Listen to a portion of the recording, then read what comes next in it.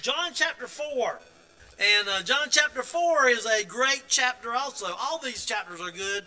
John chapter 4, we're going to be dealing with the woman at the well. So we're kind of going in chapter 3. You see, remember, as we remember John was trying to fill in the gaps. Remember, it's the second last of the next to last book written in the Bible, and he's trying to fill in the gaps. Everybody knows a lot of things. There's some things that John does not cover. As an example, John does not cover anywhere in his gospel, he does not cover the imprisonment of John the Baptist. He doesn't. Why? Because everybody knows it. They were covered in the other synoptic gospels. He didn't need to cover it. Thing that's already been covered, he didn't cover. He brought up some events that no one else had talked about. No one else talked about Nicodemus. But like I said, probably because he knew Nicodemus after he was saved. That's how he found out, because there's only two people there, and it was Nicodemus and Jesus. So it had to have been Nicodemus tell him about it. So that probably happened. That's probably the reason why John included it. Now, here is the woman at the well. There's conversation that goes on here that somebody had to communicate with John. You know? Because how did John know the intimate conversation? He wasn't there, right? The disciples had gone into town to get food. And Jesus was at the well by himself. So who told John these things? Somebody did. Maybe it was a woman at the well. Maybe it was somebody in Samaria, in that city of Sigar, where the woman they had that great revival that told the story. Because she came in telling everybody everything about it. So that might be how it happened. I don't know. But all we know is John wants to make sure this story is told because no one else told it. So here we go. John chapter 4, beginning with verse 1. It says, "When therefore the Lord knew how the Pharisees had heard that Jesus..." Well, I'm going to back up one more minute. Because I want to leave the transitioning. Remember, John the Baptist had just got through saying at the end, made one of the greatest testimonies, or really gives us a choice of anybody in the scriptures. When he says in verse 36, "He that believeth on the Son hath everlasting life, and he that believeth not the Son shall not see life, but the wrath of God abideth on him." That's a great testimony of Jesus Christ. That shows you that John was a Christian. He believed. No one called Christians until Antioch. He was a believer. So then, having said that, it says, "When therefore the Lord knew that the Pharisees had heard that Jesus made and baptized more disciples than John." Now remember, John was having to talk to his disciples because they were complaining that Jesus' numbers were increasing and their numbers were decreasing. And so John then comes here and says, "When therefore the Lord knew how the Pharisees had heard." So now the Pharisees was getting wind that Jesus was baptizing more people than John the Baptist was.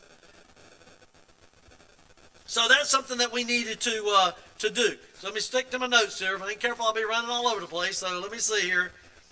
So as soon as Jesus hears that John had been imprisoned, he knows it's time to begin ramping up his ministry. Remember, he was somewhat reserved until John the Baptist was taken off the scene. Because you had conflicting people here, right? Even though they didn't have a conflicting message, they were somewhat competing against each other, whether they wanted to or not. So that's why John said, "I must decrease for him to increase." I got to get out of the way for Jesus to get going. So when it says when Jesus knew that John had been cast into prison, that's where we begin here. So Jesus waited until he knew John was going to be put into prison. How we know? He's God. There ain't nothing he don't know. And it's a timetable. Everything happened in accordance to God's will. You say, "You're trying to tell me that John the Baptist was put into prison at the will of God." Yes, he was. That's his job. That was his destiny. His destiny was to go into prison, stand up for what is right, and to die standing up for what is right. That was God's plan for him. God's plan was for him to have his head cut off. That was his plan. He'll say, "That don't seem right." I don't question God. What's God's plan for our life? You know, we wonder sometimes how this happened. God had a plan. And if we're Christians, if we are dedicated to Him, we are bought with a price, not our own. So John followed what he did. He did what he was supposed to do. And the will of God was fulfilled. He died giving his life as a martyr for the cause of Christ, standing up for what was right, giving us the strength that says John stood up for what was right until the end. We need to stand up for what's right to the end. But we see here it says that John, the apostle, once again the writer John needed to add a historical event not included in the other Gospels. The writer John does not cover the imprisonment of John, but begins chapter 4 with the additional information. John chapter 4 verse 1 and 1 through 3. Let's read those first. When therefore the Lord knew how the Pharisees had heard that Jesus made and baptized more disciples than John, though Jesus himself baptized not but his disciples, he left Judea and departed again unto Galilee. So John, we knew that Jesus was near John in Aenon. Remember, we know that already. He was there already, probably near Jericho at the time. And it said that the disciples were baptizing many. Jesus didn't baptize anybody, remember? We know that. We already stated that last time, that Jesus didn't baptize anybody. The disciples did the baptizing. It says that why did Jesus leave seeing he was having a great success? Why did he leave this area? Remember, there was lots of water, having a lot of success. Why did he leave? Because he had a job to do. He had somewhere else he had to be. He had a timetable. The ministry, 3.5 years was ticking. His ministry was ticking now. There was time, things he had to get done. He only had a short period of time. 3.5 years is not long at all, is it? Nothing. It's not long at all. I remember my daughter was just getting into high school and she's finishing up school this semester. I mean, it don't take no time, does it? Boop. I mean, it doesn't. For you there, I mean, time goes by so fast, and Jesus couldn't waste any time. So as soon as John was put into prison, then Jesus immediately began his ministry. Well, they don't talk about that here, but we know that's what happened because of the other Gospels.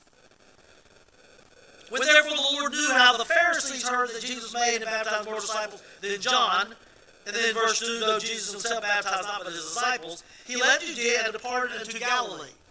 So he left the place that had plenty of water, lots of baptism, and he left and started going back to Galilee. So Jesus picks up his tents and his stakes and sets out for Galilee. He says in verse 4, that he must needs go through Samaria. It says he must needs go through Samaria. See, nothing Jesus did was by chance. There's no such thing as luck, by the way. I try not to tell people, well, good luck. I try not to say that at all because I don't believe in luck. There's chance, by the way. There's a chance. There is chance. You know, we talk about the people cast lots. They cast lots in Jonah, right? And it fell on Jonah. They cast lots. Well, that's chance, right? Well, in this situation, God controlled the chances. And by the way, the path of righteousness that we said already is ordained by the Lord, so there's no chance involved in what we do.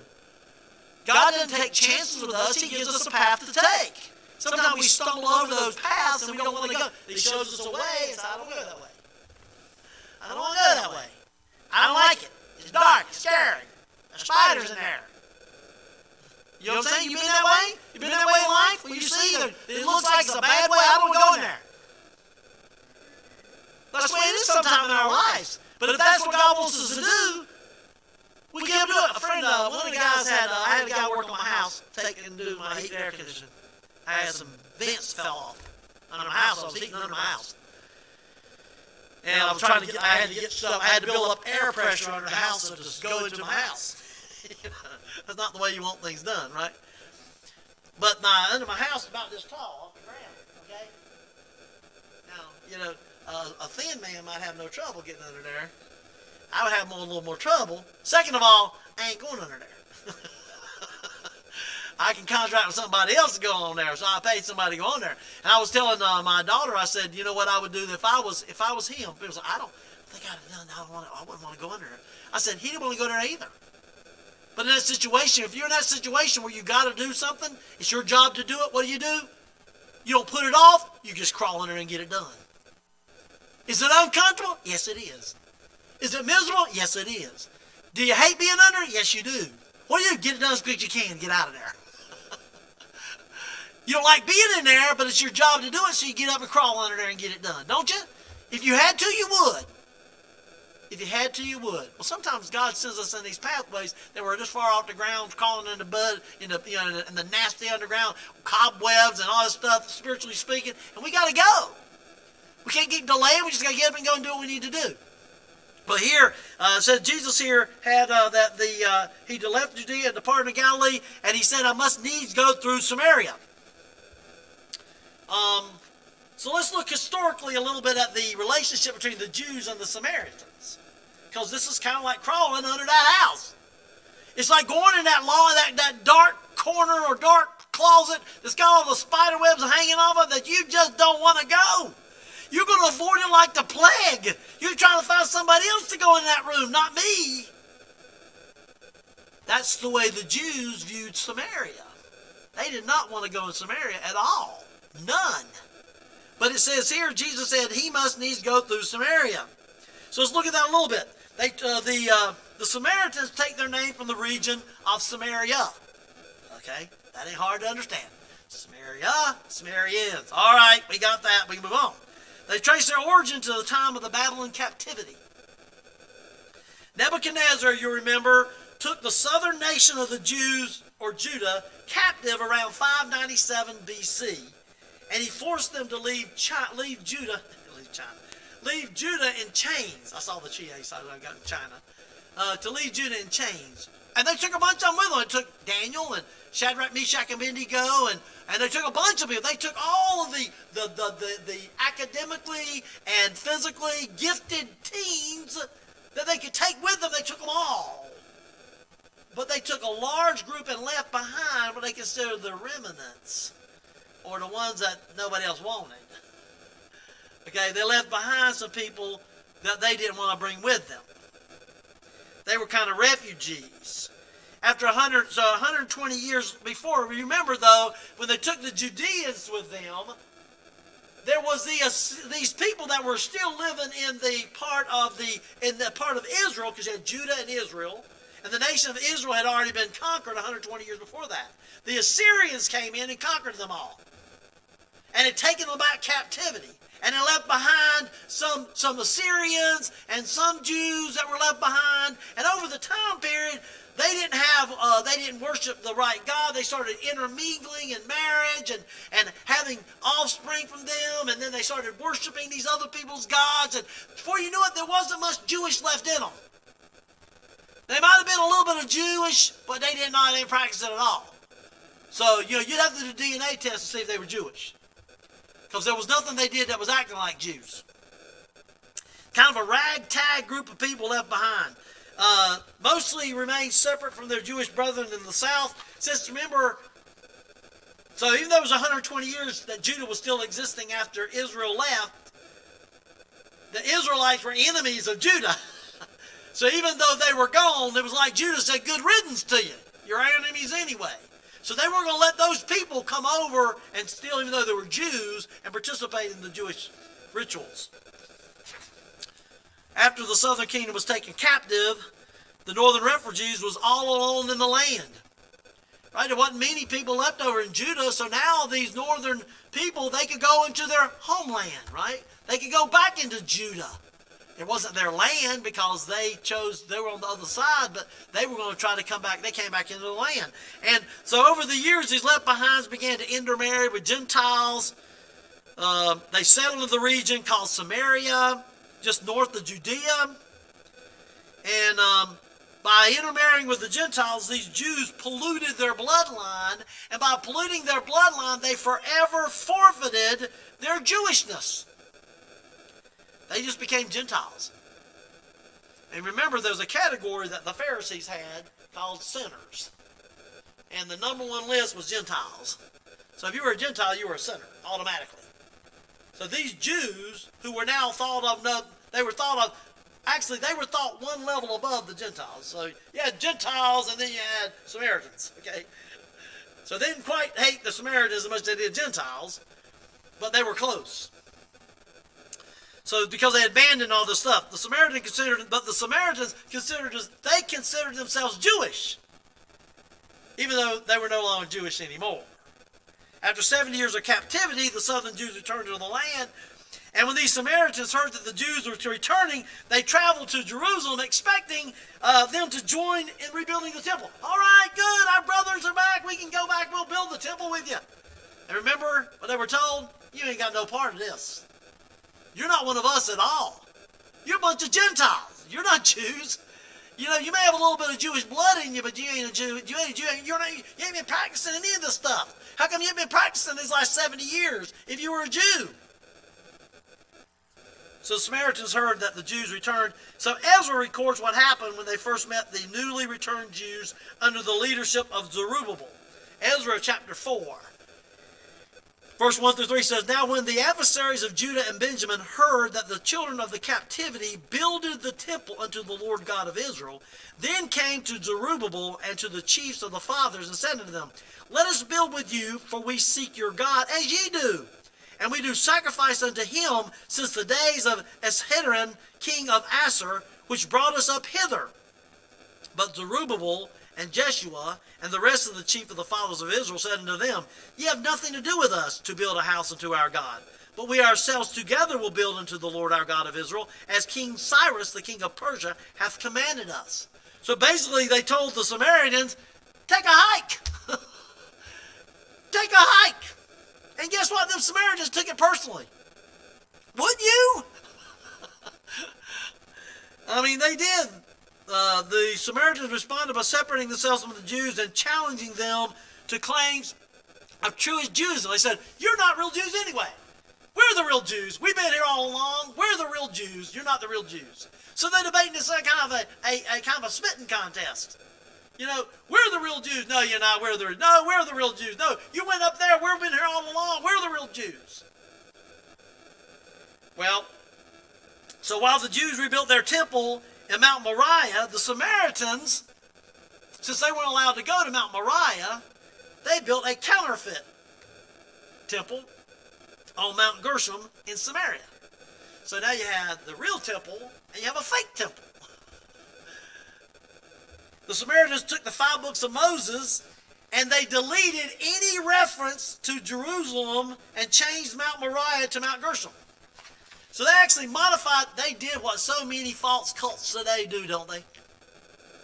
I mean, you know, there are, Jehovah's Witnesses did that. They couldn't win with the King James Version, so they went and created their own version.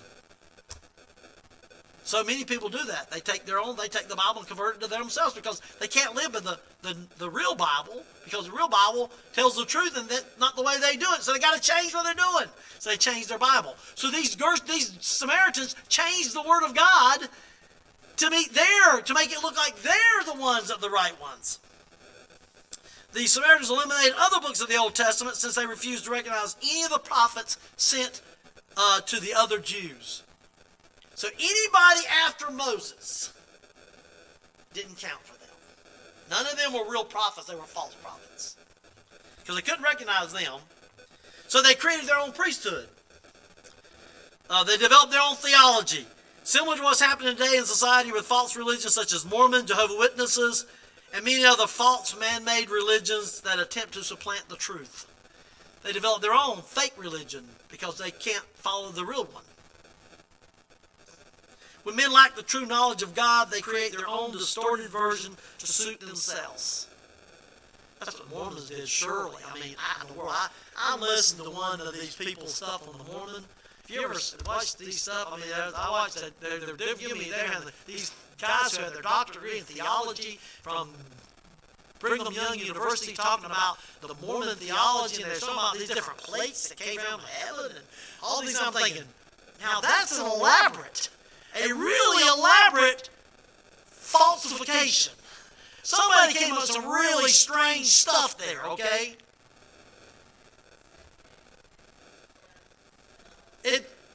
But they made it all up. They did the same thing these Samaritans did. You see? Exact same things. And they wanted to be considered legitimate Jews.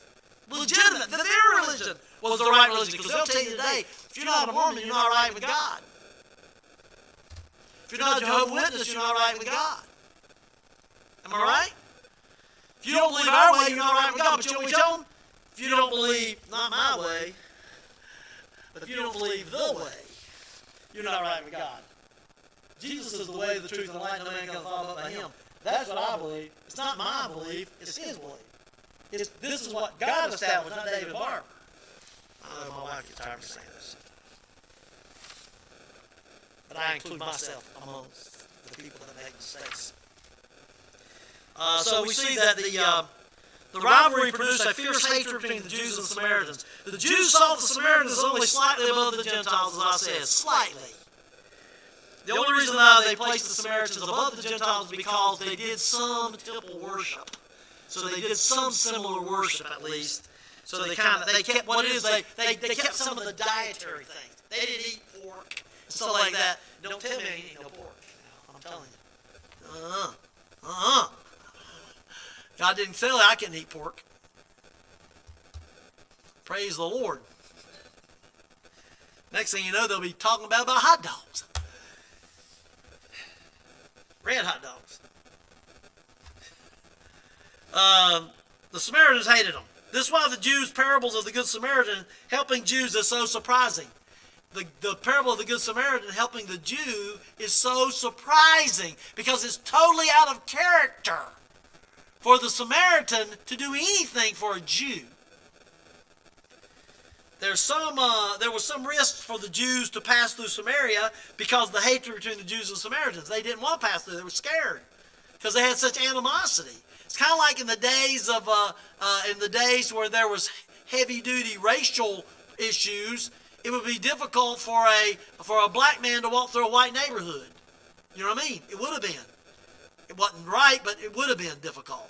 But today, it'd be hard for a white man to walk through a black neighborhood in one of those places in New York, L.A., so that's not a wise thing to do, is it? Because there's racial hatred there, too. Huh? Wilson, up in Wilson, too. Well, there you go. But the point is, which all of it's wrong, by the way, but it's prejudice. And prejudice's always been with us, and it's still with us. And the Samaritans and the Jews had prejudice toward each other. They hated each other.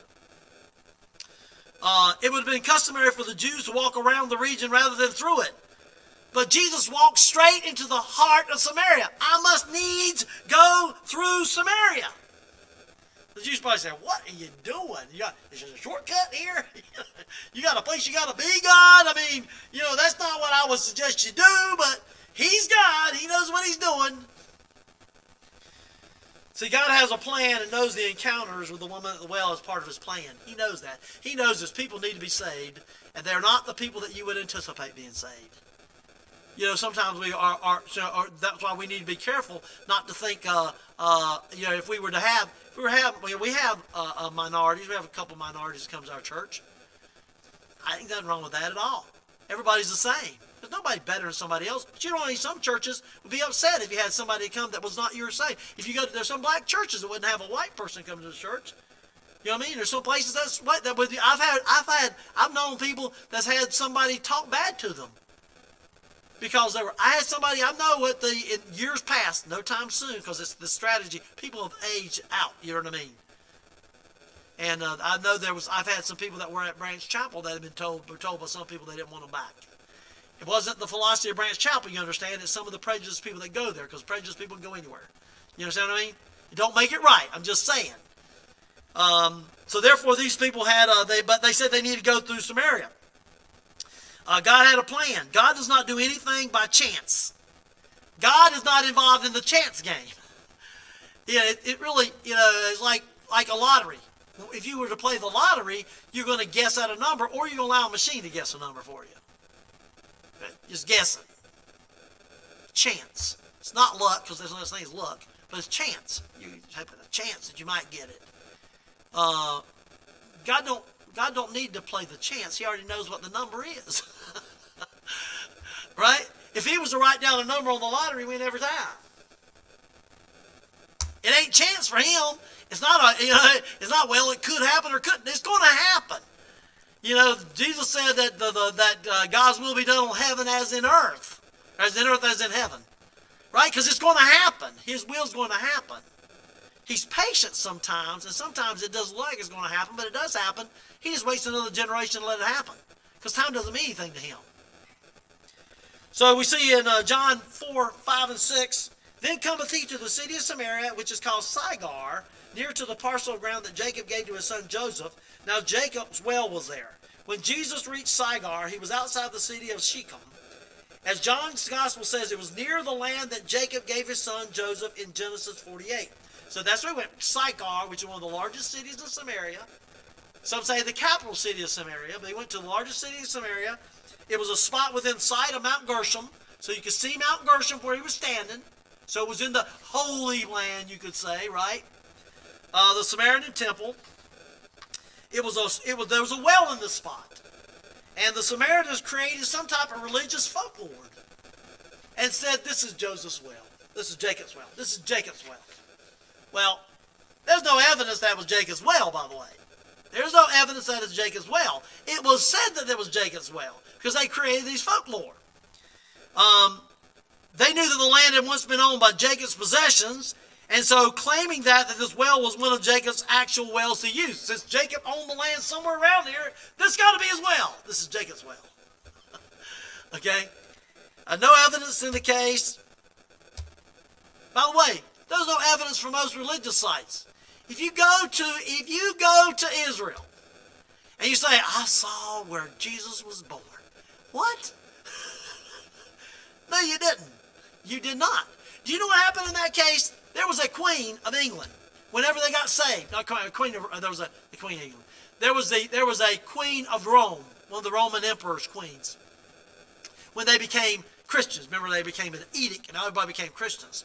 Well, in about 300, 400, 500 AD, somewhere in there, I'll see if they have it here. I don't see that I have that. It says, the event described in the gospel would have taken place in the early 1st century, but Jesus' contemporary followers did not mark the spot. The first churches and shrines only began going up 3 centuries later, so it can be difficult to know if the places associated with Jesus in Jerusalem are bona fide, real. The scanty archaeological evidence remaining from the era often indicates otherwise. Many sites could not possibly be genuine. What happened was they had the queen went over there and she said, "Oh, this is where Jesus was born." Book of Signs, is Jesus born here? Okay. This is where the Jacob's well's at. Okay, this is Jacob's well. This is Jacob's well. So the queen of the Roman Empire determined where she thought it was at, and that became what everybody else from then on said happened. How did she know? She didn't know.